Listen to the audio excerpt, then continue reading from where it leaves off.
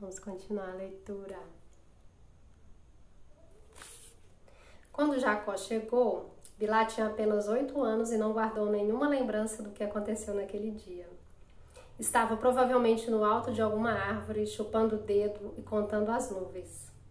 Dizia Lia, repetindo a única coisa que as pessoas recordavam dos primeiros anos de Bilá. Bilá era a órfã da família, última filha gerada por Labão. Sua mãe tinha sido uma escrava chamada Tefnute, uma mulher diminuta de pele escura que fugiu uma noite quando Bilá já era crescido o suficiente para saber que tinha sido abandonada. Ela nunca superou essa mágoa, afirmava Zilpá com grande delicadeza, pois Zilpá respeitava a dor. Bilá estava deslocada no meio das outras, e não apenas por ser a mais nova e por haver 3 outras irmãs para dividir o trabalho. Bilá era uma criança triste, e era mais fácil deixá-la só. Raramente sorria e quase não falava. Nem minha avó Ada, que adorava meninas, que levava Zilpá órfã de mãe para seu círculo familiar mais íntimo e que era louca por Raquel, conseguia sentir muito afeto por aquela vizinha estranha, solitária, que nunca ultrapassou a altura de um menino de 10 anos e cuja pele era da cor do âmbar escuro. Bilá não era bonita como Raquel, ou competente como Lia, ou ligeira como Zilpá.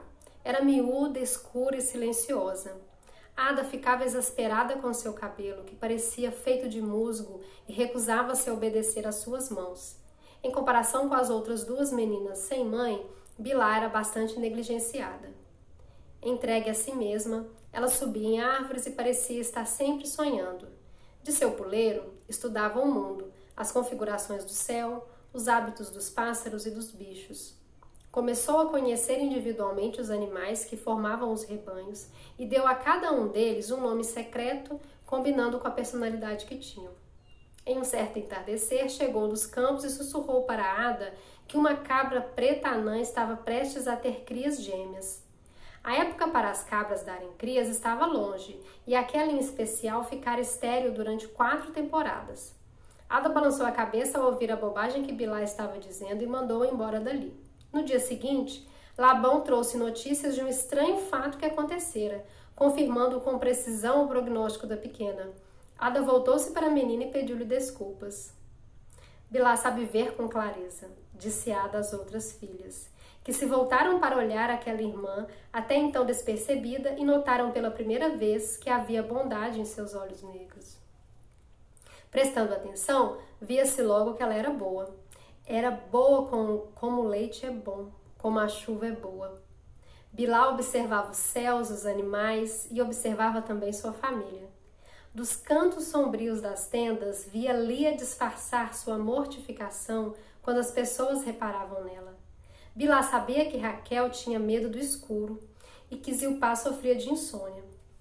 Percebera que Labão era não só mesquinho, como também ignorante. Bilá dizia que a primeira lembrança nítida que tinha de Jacó era do dia em que o primeiro filho dele nascera. Havia sido um menino, Rubem. E Jacó, é claro, estava encantado.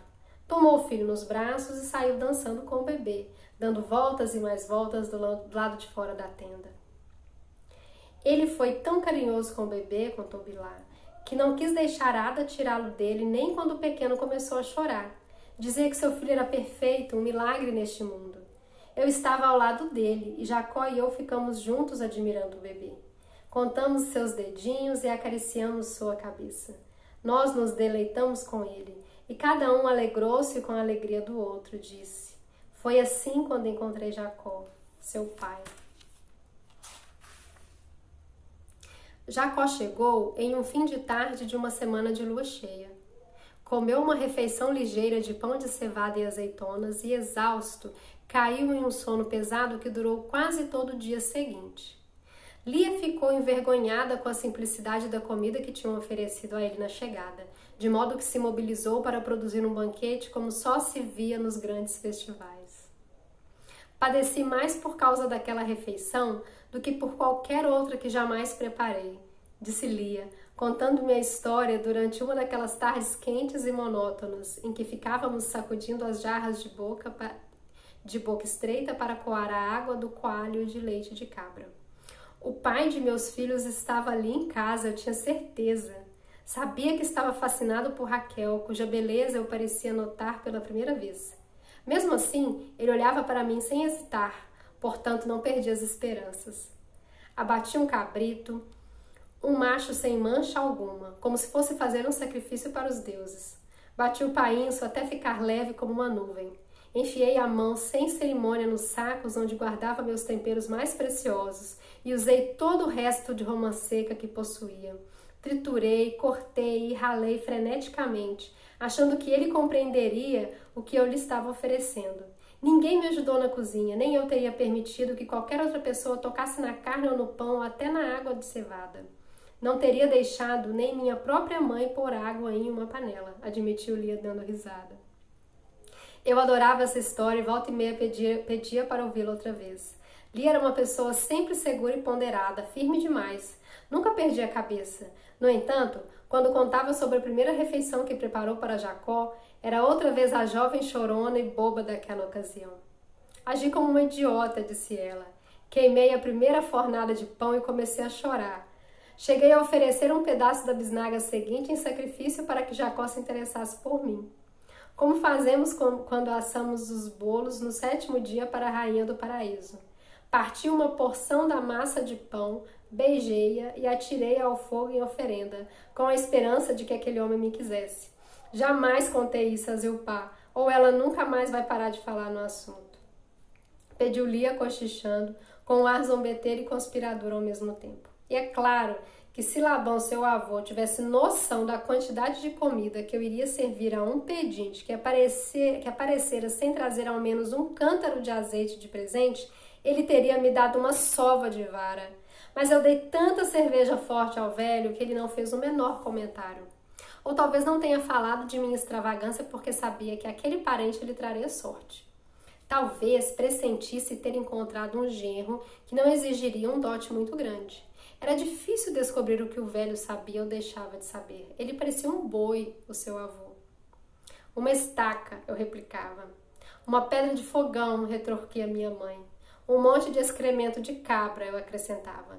Minha mãe sacudia o dedo para mim, como se faz com uma criança levada e depois ria alto, porque falar mal de Labão era uma das brincadeiras favoritas das filhas dele. Ainda sei de cor o cardápio daquele dia. Carne temperada com coentro, marinada em leite de cabra azedo e servida com molho de romã. 2 tipos de pão, de cevada sem fermento e de trigo fermentado. Compota de marmelo, figos cozidos com amoras, tâmaras frescas, azeitonas, é claro. E para beber, podia-se escolher entre vinho doce, 3 tipos de cerveja e refresco de cevada.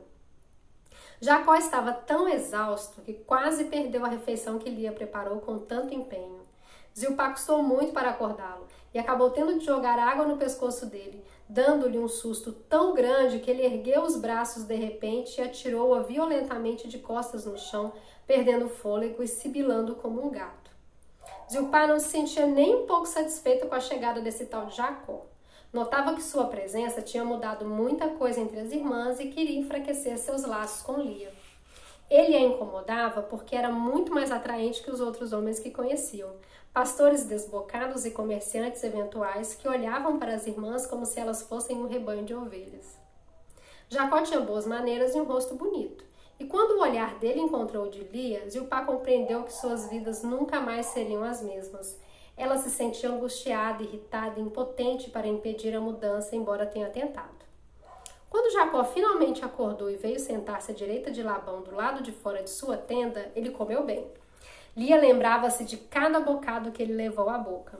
Ele se servia do guisado de carne uma vez atrás da outra e comeu 3 porções de pão. Vi que gostava de sabores doces e que preferia a cerveja preparada com mel à amarga que Labão tomava sem parar. Eu já sabia como agradar a sua boca, pensei comigo. Saberia também como agradar ao resto de seu corpo. Essa frase sempre fazia minhas outras mães rirem alto e baterem a palma das mãos nas coxas, pois Lia era uma mulher prática, mas também a mais lasciva das irmãs. E então, depois de todo aquele trabalho, depois de toda aquela comilança, o que você imagina que aconteceu?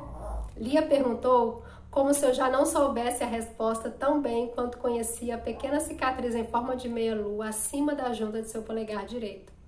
Jacó passou mal, foi o que houve. Vomitou tudo. Vomitou até ficar fraca e começar a choramingar. Invocou El, Estar, Marduk e sua bendita mãe para que acabassem com aquela agonia ou o deixassem morrer. Zilpá, aquela peste, esgueirava-se para dentro da tenda dele para ver como ia passando e depois me dava notícias, mas fazia as coisas parecerem muito piores do que estavam na realidade. Dizia-me que ele estava mais branco do que a lua cheia, que latia como um cachorro, que estava cuspindo sapos e cobras. Fiquei arrasada e apavorada também. E se ele morresse por causa da minha comida? Ou pior, se ficasse bom e me culpasse por todo aquele sofrimento? Quando vi que a refeição não fizera mal a mais ninguém, percebi que não tinha sido a comida. E então, tola como era, comecei a achar que o contato comigo é que devia fazer mal a ele. Ou que talvez eu tivesse feito a oferta de pão da maneira errada. Mais como um ato de magia do que como uma homenagem a um deus ou uma deusa. Tornei-me religiosa de novo e derramei o que restava do bom vinho em nome de Anat, a que cura. Isso foi o 3º dia da doença de Jacó, e na manhã seguinte ele estava curado. Neste ponto, Lia sempre sacudia a cabeça e suspirava. Não foi um começo muito auspicioso para um casal tão fértil, não é mesmo? Continuamos!